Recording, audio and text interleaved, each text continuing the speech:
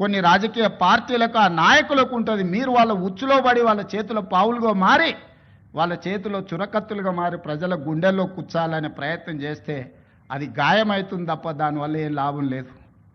నన్ను కోసినా కూడా 18,500 కోట్ల రూపాయల కంటే ఎక్కువ ఆదాయం లేదు. ఏం చేస్తారా నన్ను చెప్పురు ఉద్యోగ సంఘాల నాయకులను అడుగుతున్నా, ఏం చేస్తారు? నన్ను కోసుకుంటే తింటారా? వండుకొని తింటారా? ఏం చేస్తారు? లేదు, ఉన్నదే 18,500 కోట్లు. ఎట్లా వంచుదామో చెప్పండి. ఏది ఆపమంటారో చెప్పండి. వృద్ధాప్య పెన్షన్లు ఆపమంటారా? ఉచిత కరెంట్ ఆపమంటారా? షాదీ ముబారక్ ఆపమంటారా? ఏ ఆపమంటారో చెప్పండి. ఏది ఆపుతారో ప్రజలకు చెప్పండి. అయ్యా మీది ఆపేసి మేము బోనసులు తీసుకుంటాం, మేము జీతాలు పెంచుకుంటాం, మేము అన్నీ మేము దినంగా మిగిలితేనే మీకు ఇస్తామని రైతు ప్రజలకు చెప్తా అంటే చెప్పండి. బహిరంగ సభ ఏర్పాటు చేద్దాం, 10 లక్షల మందిని చేస్తా. ఉద్యోగ సంఘాల నాయకులు మాట్లాడండి, మేము ఈ చిట్టి ఇచ్చిన ముఖ్యమంత్రికి దీని ప్రకారం పరిపాలన జరుగుతుంది అనేది ఇదొక మార్గం. లేదంటే 100 రూపాయలు ఉన్న పెట్రోల్ 200 చేద్దామా చెప్పురి. 30 రూపాయలకి ఇచ్చే బియ్యాన్ని 60 రూపాయలు చేద్దామా చెప్పురి. పప్పు ఉప్పు చింతపండు బెల్లం ధరలు 2 చేద్దామా చెప్పురి. ఏది పెంచుదామో చెప్పుండ్రి. ఎక్కడ ధరలు పెంచుదామో చెప్పుండ్రి. ధరలు పెంచకుండా ఉన్న పథకాలను ఆపకుండా కొత్త కోరికలు నెరవేరవు. కొత్త కోరికలు కోరుకొని మనము నిరసనలో ధర్నాలో దీక్షలో బందో చేస్తే ఉన్న వ్యవస్థ కూడా కుప్పగూలుతుంది. ఉన్నది కుప్పగూల్చుకుంటే ఇంకా మళ్ళీ తిరిగి తేరుకోవడానికి కూడా ఇంకేం లేదు. ఇంకో దివాలా రాష్ట్రంగా మనం మారుతాము. రాష్ట్రం ఆర్థికంగా బాగా లేదు, అప్పు పుడతలేదు, అనా పైసా ఎవడు ఇస్తలేడు.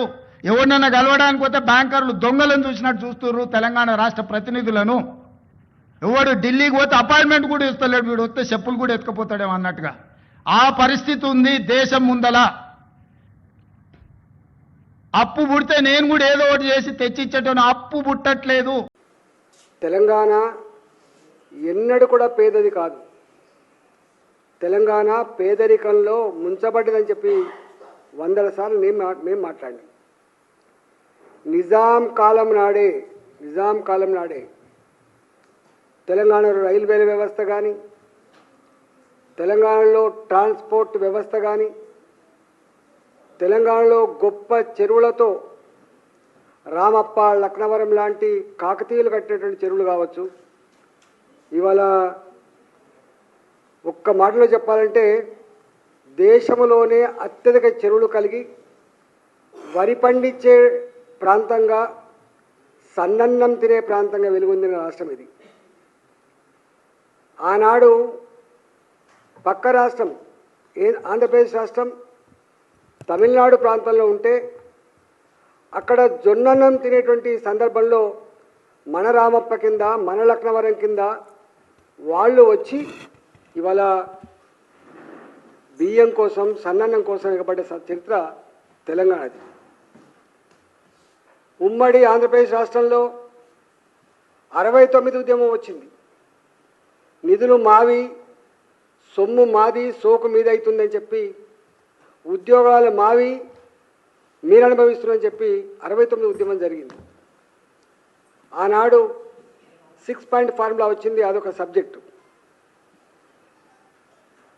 తెలంగాణ ఉద్యమం కొనసాగుతున్నప్పుడు అనేక సందర్భాల్లో ఇవాళ తెలంగాణ స్వయంగా అభివృద్ధి చెందిన ప్రాంతం ఇది. వ్యవసాయ రంగంలో కావచ్చు, ఇన్ఫ్రాస్ట్రక్చర్ రంగంలో కావచ్చు, సేవా రంగంలో కావచ్చు, ఐటీ రంగంలో కావచ్చు. ఈ హైదరాబాద్ని మించింది లేదని చెప్పి ఆనాడు మేము అనేక సార్లు ఉపన్యాసాలు ఇచ్చినాం. మొత్తం ఆనాటి సమైక్య రాష్ట్రానికి 50% పైబడి ఆదాయం ఒక హైదరాబాద్ నుంచే వస్తుంది. 23 జిల్లాలను సాధేటువంటి ప్రాంతం హైదరాబాద్ అని చెప్పి ఆనాడు మేము అనేక సందర్భాలు చెప్పినాం. కానీ అలాంటి రాష్ట్రాన్ని ఒక వ్యక్తిని దృష్టిలో పెట్టుకొని, ఒక పార్టీని దృష్టిలో పెట్టుకొని ఇవాళ ఇది దివాళా తీసిందని చెప్పి పదే చెప్పడం ద్వారా ఆయన దివాలా కోరుతనమేందో అర్థమైపోయింది. పరిపాలించే చేతగాక, చేవలేక, అనుభవం లేక, ఏది మాట్లాడనో, ఏది మాట్లాడకూడదో, ఏది చేయాలనో, ఏది చేయకూడదో ఆ గంభీరత లేనటువంటి రేవంత్ రెడ్డి ఇవాళ చివరికి తెలంగాణ రాష్ట్రాన్నే ఒక దివాలాకోరు రాష్ట్రంగా, తెలంగాణ ప్రజల్ని ఎందుకు పనికిరాని వాళ్ళుగా ఇవాళ చిత్రీకరించే ప్రయత్నం చేయడాన్ని తీవ్రంగా ఖండిస్తున్నాం. మేము చేతకానుడు అయితే రిజైన్ చేసి ప్రజలకు క్షమాపణ చెప్పని డిమాండ్ చేస్తాం. నీకు చేతకాదు కదా, నువ్వు 2024 ఎన్నికల కంటే ముందు ఏ ప్రగల్భాలు పలికినవో, ఏ హామీలు ఇచ్చినవో, ఏ మాటలు చెప్పినవో ఇవన్నీ నేను చేయలేను అని బేషరతుగా క్షమాపణ చెప్పి ముక్కు నేలకు రాసి తప్పుకో. శాతనుడు వస్తాడు, ఎవరో చేస్తారు, ఇంకేముంటుందండి. లేదంటే నీకు సిగ్గుమాలిన పద్ధతిలో నువ్వు అట్లా కొనసాగుతా అంటే సందర్భం వచ్చినప్పుడు కరుగాల్చి వాత పెడతారు, ఇక భరిస్తారు. ఏం చేస్తారు ప్రజలు పాపం ఓట్లు వేసిన గర్భానికి. ఇప్పుడు కుటుంబంలో సమస్య వస్తుంది, కుటుంబ పెద్ద ఏం చేస్తారు, అన్ని దిగమింగుకొని ఆ కుటుంబాన్ని ఏదో విధంగా అన్ని రకాలుగా పెంచి పోషించుకునే ప్రయత్నం చేస్తాడు. ఆ కుటుంబ పెద్దని నాతో ఏం కాదన్నప్పుడు కుటుంబ పరిస్థితి ఏంది? వాళ్ళ సాక్షాత్తు రాష్ట్ర ముఖ్యమంత్రి గారు ఇటువంటి సందర్భంలో అన్ని దిగమింగుకొని తనను నమ్ముకొని ఓట్లేసిన ప్రజలకు ధైర్యాన్ని చెప్తాడా? అధైర్యంతో ఉన్నటువంటి వ్యక్తి అధైర్యాన్ని చెప్తాడా? ముఖ్యమంత్రి యొక్క అధైర్యాన్ని బయటపడ్డది నేను అన్న వ్యాఖ్యలు. ఇది మంచి పద్ధతి కాదు. ఇది ఇవాళ తెలంగాణ రాష్ట్ర పరువు పోయిన దేశంలో కాదు, దేశవ్యాప్తంగా చర్చ జరుగుతుంది ఇవాళ ఈ విషయంలో. నాతో కాదు, అప్పు ఉడతలేదు, అనా పైసా ఎవరిస్తలేరు, బ్యాంకులో పోతే దొంగ లెక్క చూస్తున్నారు, ఇవన్నీ ఒక ఎత్తు. ఒక ముఖ్యమంత్రి స్థాయిలో ఉన్న వ్యక్తి ఎట్లా అబద్దాలు ఆడినట్ట నిన్న. ఇలా నేను ఎల్లారెడ్డిపేటలో ఉన్నా, మీడియా మిత్రులతో మాట్లాడుతున్నా, మీరే సాక్ష్యం. ముఖ్యమంత్రి గారు ఢిల్లీ పోయినప్పుడు ఎప్పుడన్నా ప్రధానమంత్రి గారు అపాయింట్మెంట్ ఇవ్వలేదా? కేంద్ర మంత్రులు అపాయింట్మెంట్ ఇవ్వలేదా? ఎన్నిసార్లు కలిసినా మీరు ఇచ్చారు. ఢిల్లీకి ఎప్పుడు పోయినా మేమే అనుకుంటున్నాం. ఆయన అన్నాడు మొన్న, ఏం పెట్టిండు, నేను గిన్నిసార్లు కలిసిన కేంద్ర మంత్రులను, ప్రధానమంత్రిని గిన్నిసార్లు కలిసిన అని చెప్పి ఆయన చెప్పుకున్నాడు. మళ్ళీ ఇప్పుడు ఏమంటున్నాడు, ఈయన పోతానంట చెప్పులెత్తుకపోయేలాగా చూస్తున్నాడు. ఈ చెప్పులెత్తుకపోవడం అర్థం కాదు, నాకైతే అర్థం కాదు. ఇది కాంగ్రెస్ కల్చర్ కావచ్చు. ఇది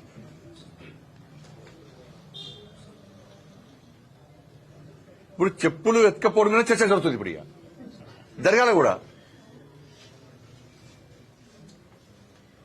2023 డిసెంబర్లో రాష్ట్ర ముఖ్యమంత్రి గారు ప్రధానమంత్రిని కలిశారు. 2024 జూలైలో రాష్ట్ర ముఖ్యమంత్రి గారు ప్రధానమంత్రిని కలిశారు. మొన్న ఫిబ్రవరి 2025లో కూడా రాష్ట్ర ముఖ్యమంత్రి గారు ప్రధానమంత్రి గారు కలిశారు. ఇక మంత్రులను పోయినప్పుడల్లా కలుస్తున్నారు మంత్రులను. నిన్న కూడా లాస్ట్ కు హైదరాబాద్ నితిన్ గడ్కరీ గారు కూడా కలిశారు.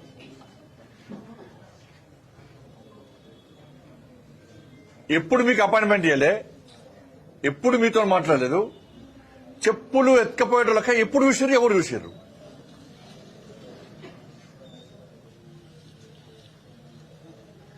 కాబట్టి ఇన్ని అబద్దాలా? అంటే తెలంగాణ ప్రజలకు చెప్పింది మీరే, గిన్నిసార్లు కలుస్తామని చెప్పింది మీరే, మళ్ళీ అపాయింట్మెంట్ ఇస్తలేరని చెప్పేది మీరే. అంటే ఇంత దుర్మార్గం అంటే కాంగ్రెస్ పార్టీ ప్రభుత్వము ఇవాళ ఒక రాష్ట్ర ముఖ్యమంత్రి మాట్లాడాల్సిన మాటలు కావు. ఇది ప్రజల లోపల అధైర్యాన్ని నింపింది.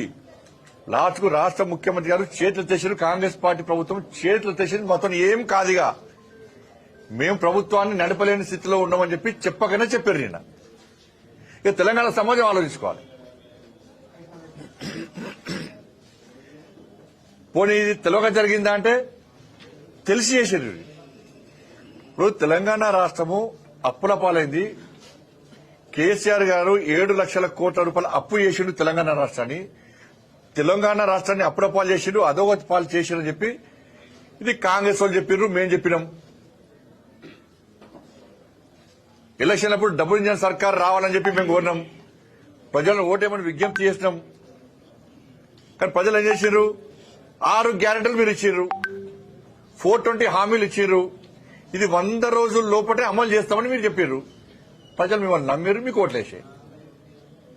ఇలా ఏమైంది? 6 గ్యారెంటీలు ఇక మేము ఏం చేయలేమంటున్నారు. ఇవాళ 6 గ్యారెంటీలు మేము అమలు చేయలేము, మమ్మల్ని అడగకండి. ఉద్యోగస్తులు, ఉపాధ్యాయులు మీరు పీఆర్సీ గురించి కానీ, మీ డిఏల గురించి కానీ, మీ ప్రమోషన్ గురించి కానీ, మీకు వచ్చే బెనిఫిట్స్ గురించి మమ్మల్ని అడగకండి, మేము ఇయ్యలేము. మీ కర్మ అంటున్నారు వాళ్ళు. ఇక 2,500 రూపాయలు మహిళలకు ఇయ్యరుగా, 4,000 రూపాయలు ఆసరా పెన్షన్లు ముసలు పెద్ద మనుషులకు ఇయ్యరు, 4,000 రూపాయలు నిరుద్యోగ వృత్తి ఇవ్వరు, 12,000 రూపాయలు రైతు కూలీలకు ఇవ్వరు, రైతు భరోసా ఇక అసలే ఇయ్యరు. కొత్త ఉద్యోగాలు ఇక ఊసలేదు. ఇక అయిపోయి రాష్ట్ర ముఖ్యమంత్రి చేతులు మొత్తం కాలం చేతులు చేసి ఎవరైనా కూడా మీ కర్మ, మీరు ఓట్లేసి మమ్మల్ని గెలిపించరు, మీ చిట మీది, మీ ఇష్టం అంటుండే రాష్ట్ర ముఖ్యమంత్రి చెప్పేసింది ఇక నిన్న.